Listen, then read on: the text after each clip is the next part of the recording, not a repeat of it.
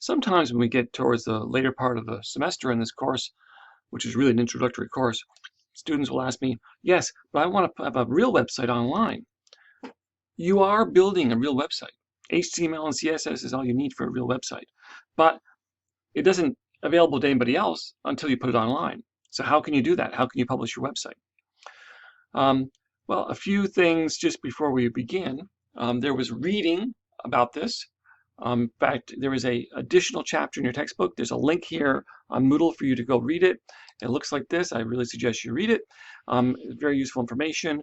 I'm going to cover some of the similar stuff in my presentation, but that chapter is there for you to read, which gives you more detail. It's not a very long chapter either. I did want to say one of the key things about publishing a website is getting a domain name, and this links. Here's a few links on the top here just to tell you that domain names. There's a lot to getting domain names, and domain names are in the news all the time.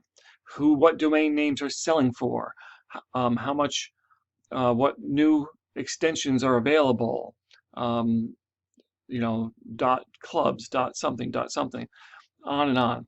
There's court cases involving domain names. There's people who steal domain names. And so if you just did a search, as I just have done, for news about domain names, you will find some new stuff every day. So there's an active thing that's happening. Domain names are in the news and in the courts and everything all the time. And there's a lot more to the top level domains, which is the .whatever, than we usually think of. If you were getting a domain name, you would hope to get a something.com. It's still the best real estate out there, but these days only about half of the traffic on the web goes to .coms. And look at all the other ones that score at least a tenth, a hundredth of a percent, well, a tenth of a percent, all the way down to .tech, .store, .shop. Interestingly, the second one on the web is .ru, which is the Russian websites. And there's .org and .net there also. So, but .com is by far the biggest, right? And I'm going to just click on this video, and I'm not going to play the whole thing, but I'm really going to encourage you to. I love these John Malkovich ads that were out a couple years ago. The key idea here, though, is that you have to get your website, get your own domain name before somebody else does. There was a series of these ads. You can find, of course, this presentation in PDF form in the presentation folder for this week on Moodle, and you could go there and get take a look at the ad, or just go search it on YouTube. What I'm looking for begins like this. I'll turn it up for you. How is it that johnmalkovich.com is taken?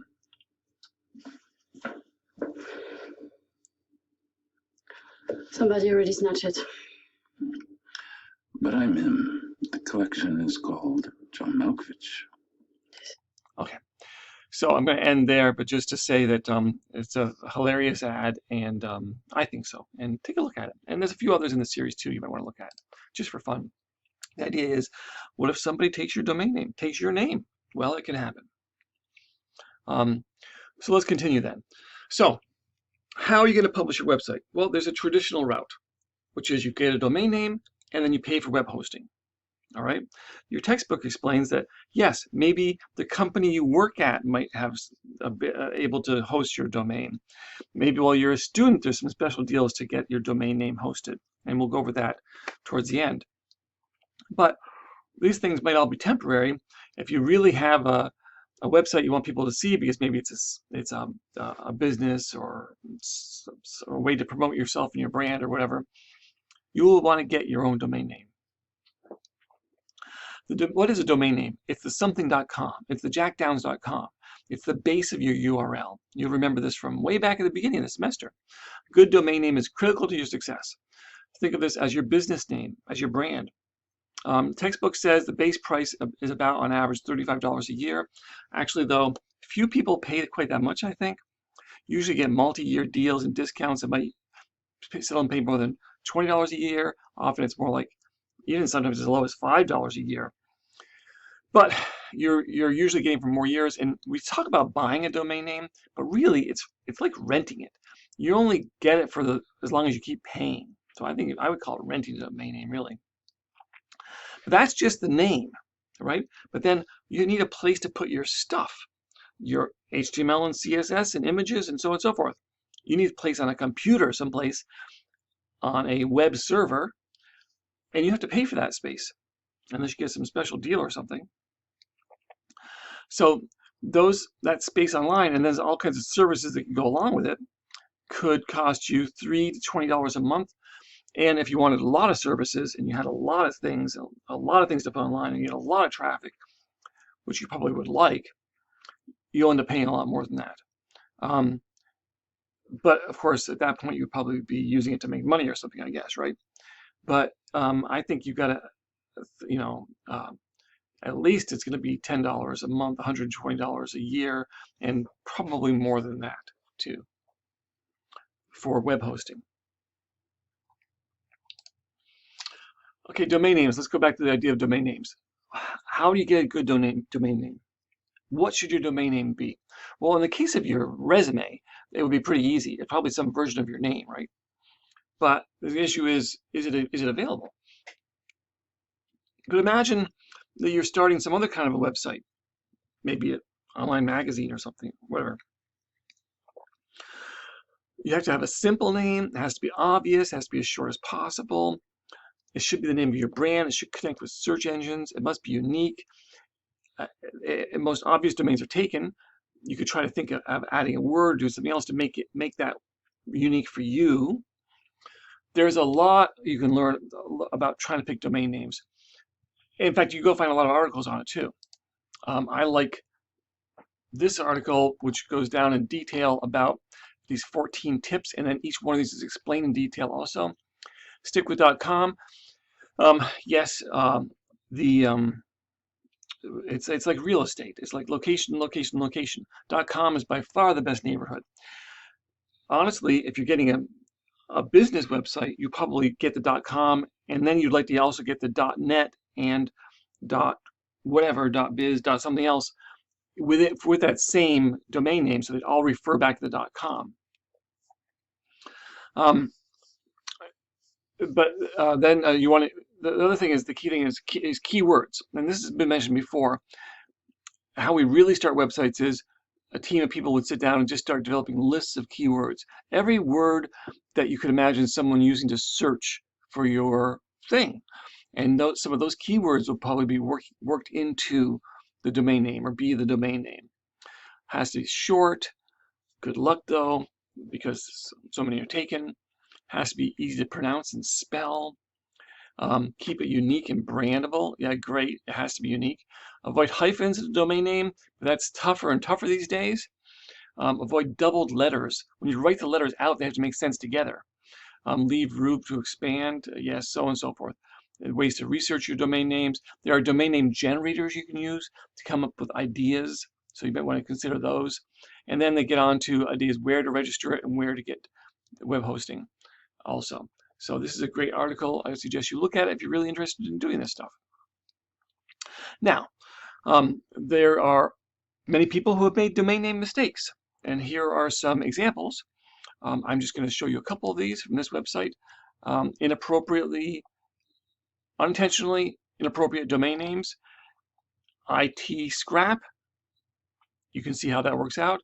WhoRepresents.com. Probably a mistake there. There is a place called Penn Island, but if you get pennisland.com or pennisland.net, there could be a problem if you write it out like that. Experts Exchange may be a problem. Speed of Art, probably you want to think that through a little more, on and on. So it's not just researching and coming up with ideas. You got to really see how it's going to work in use. So buying a domain name. Domain names must be registered. They're all registered with the same place, with ICANN, the Internet Corporation for Assigned Names and Numbers. But ICANN, you don't just go to ICANN, you go to a domain name registrar, and they handle the deal for you, and then they give them the name to ICANN, right? And there's lots of different possible deals. many domain name registrars also provide other services, and these things can get hooked together. So you really got to make sure you're paying for what you want and getting what you need. It can be a good deal to buy things together, but maybe not. So some places you might go, GoDaddy is still really used a lot. Registrar.com is used. Domain.com is used a lot. So you would go to some place like this, and after you've done your research, after you think about it and so on, and you start to see if is it available. So I'd say Jack Downs. Put Jack Downs in there. JackDowns.com is not available. It's going to tell me. It says it is unavailable. It gives me some other suggestions I might use though. On and on. So I can. I was actually earlier looking up this name, Trail Marker Books, which I had years ago and let go. And I may take back again, and it is available. It would cost me for 2 years about 20 bucks. There's also this privacy and protection stuff. Other services, this is mentioned in your textbook. You can pay money so that your name is hidden, like your personal name. Your information is hidden when someone researches the domain name, or for other kinds of protection also. Now, if I registered this name with domain.com, or with GoDaddy, or with somebody else, it would have the equivalent effect. It's not like if it's not available here, it's not available there either. They're all working off the same list, in other words. So that's the domain name registrars. That's, we could say, buying a domain name, but it's more like renting. Because registrars usually offer other services like hosting, email, e-commerce, and more, comparing fees can be tough. Just remember, you can always buy your domain name first. You can just buy it and put it on a shelf, and then decide later what to do with it. You can actually move the registration of it from one place to another also. Let's say you go to GoDaddy, you find your name.com, and it's available, and you get it, and you put it on the shelf, and then years later you decide, I'm going to do something with it. As long as you've been paying every year to keep it up, then you can go ahead and later decide, oh, I want to move it to someplace else where I'm going to actually have it registered with the same company that I'm getting hosting with, for instance. And like I said, you can look at one site or another. There are some sites which don't offer services, which you can just research sites on, research domain names at. And here's some examples down here. You can look at those in the PDF version. And maybe though it's taken, jackdowns.com. Well, it's taken. I really want it though. I have to have it. What can I do? Well, I could try to buy it from somebody else. Are they really using it right now? Maybe they just bought it in order to try to resell it. There are people who do that. They buy up thousands of domain names and just hold on to them because they don't want to sell them for, $10 a month or something. They want to sell it for $100 or something. They want more money, and they've made an investment to try to get that kind of money. This is an article about how to buy a domain name that's already taken. Some tips about how to get it, because it is possible to do. Okay, so that was domain names. Now we'll go into more detail about web hosting. So you need to rent space online and buy services to make your website work. At least the space is necessary, right? So it's going to be $3 to $15 a month. Actually, I would say $3 to $20 a month, probably. I think I said it in the earlier slide. It'd be a little higher than that. $3 to $20 a month. Probably more like $5 to $20 a month is more in the ballpark.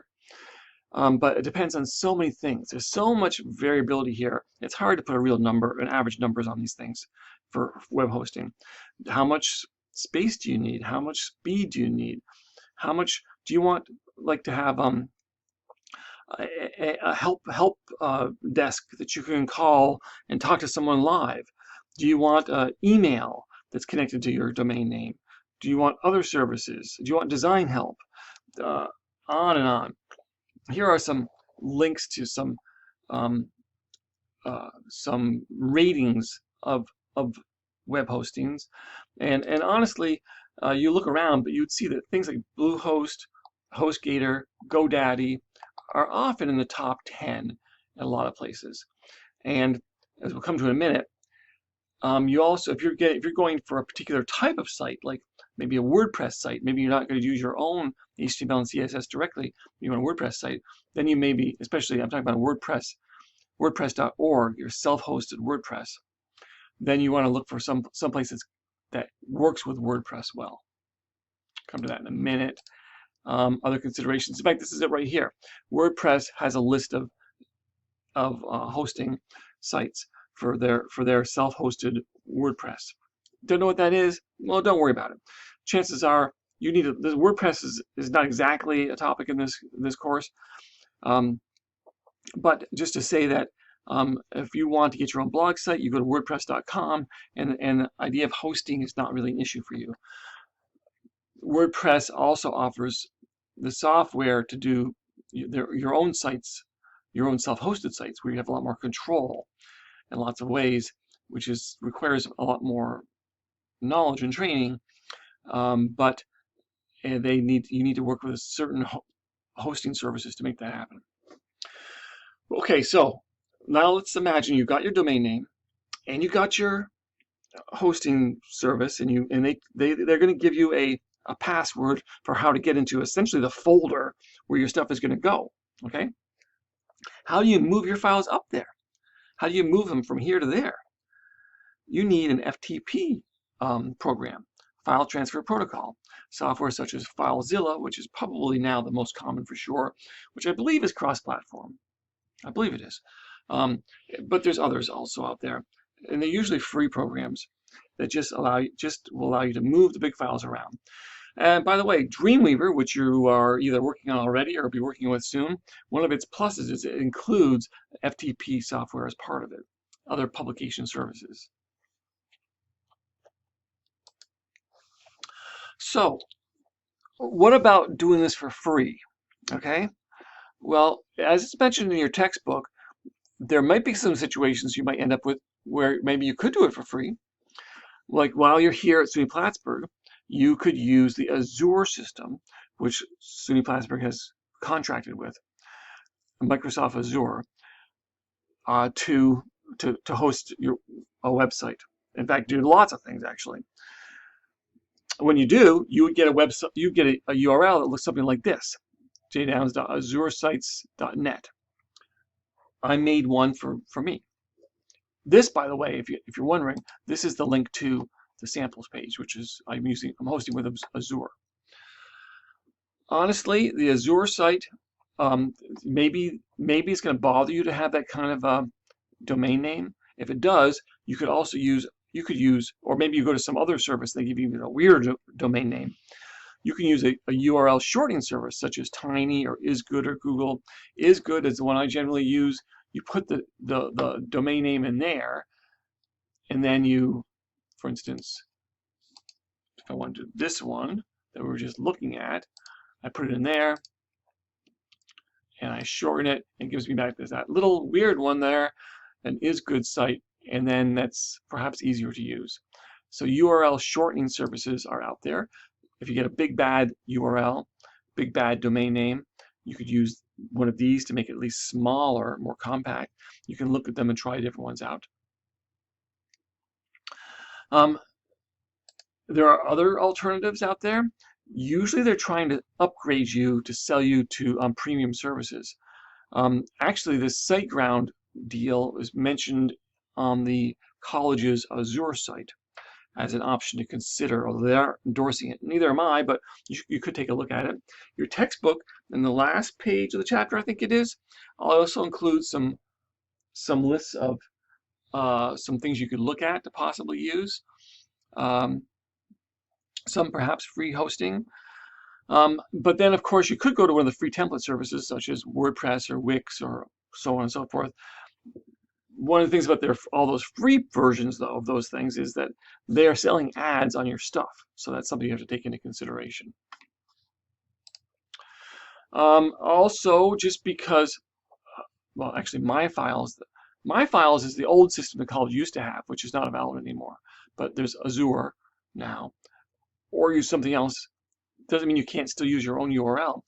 This is a little harder to do, but it is possible to use a masking or forwarding system where, yes, you went and bought a domain name, but you actually don't have a hosting service, so you have hosting which gives you some big bizarre domain name through Azure or something, but you want people to go to your jackdowns.com and feel like they're really there.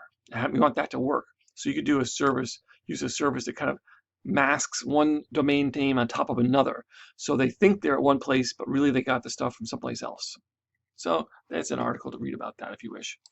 Another alternative, especially with your resume, is maybe you're actually not going to put it online at all. Maybe you're just going to give it to people on a CD or a DVD. You could do that. You could put all your files on that, and then you could just hand it to them, like in an interview, job interview. Hey, look at this site that I made. Why would you show people this site? Well, some people that don't know much about the web, they probably wouldn't be that helpful necessarily. But if it is somebody that actually knows about making websites, you can say, hey, this is my from scratch, by hand made site through which I learned HTML and CSS. Yeah, it doesn't look as fancy as some WordPress sites, but I didn't just take a free WordPress site. I actually built this by hand. And there actually are some people who you might be interviewing with for a job who would understand how much harder it is, how much you learned as part of this. It would be useful to see it. So here's some more information, and you can look on the PDF version of the presentation about perhaps using a CD. Okay, I'm going to go back in a minute to the Azure stuff, but I just want to tell you that on the final exam, there's a few things you might want to know about. A few questions from this presentation you might be asked. How much should a domain name cost? How long will you own it? When you buy a domain name, does that mean you have somewhere to put your site? How can you publish your site for free? So a few things to know for the final exam from this presentation. I haven't done this with other presentations because until now, everything that's been on the final exam has been on the quizzes. All right, but now we're beyond the quizzes, so here's some additional stuff. Okay, extra credit. All right, if you see here on Moodle, right near where this this video and stuff is the instructions on the Azure system, how to put your website online for extra credit. So assuming that you have your resume all done, it's all set, and you have plenty of time, consider doing this. This handout is there for you to look at. There is a text-based tutorial. There is a video tutorial that follows it. It is a detailed and lengthy thing. The Azure system is big and complex, and it's many steps just to sign up for it. So you need to set aside some time, concentrated time. And honestly, I won't necessarily be a great help to you on this if you have problems. And I'm not sure who else will, but I could try. There's a limited number of students in recent years have done this. So it is possible to do. Just want to tell you that. But I would say it's a bit challenging. But if you have plenty of time and want to try it, give it a try. So that would be the extra credit. And then the way to get the extra credit is you just send me an email saying what your Azure site is. So read through those instructions and then go through the many instructions at this link and this link and more links that are on these pages too.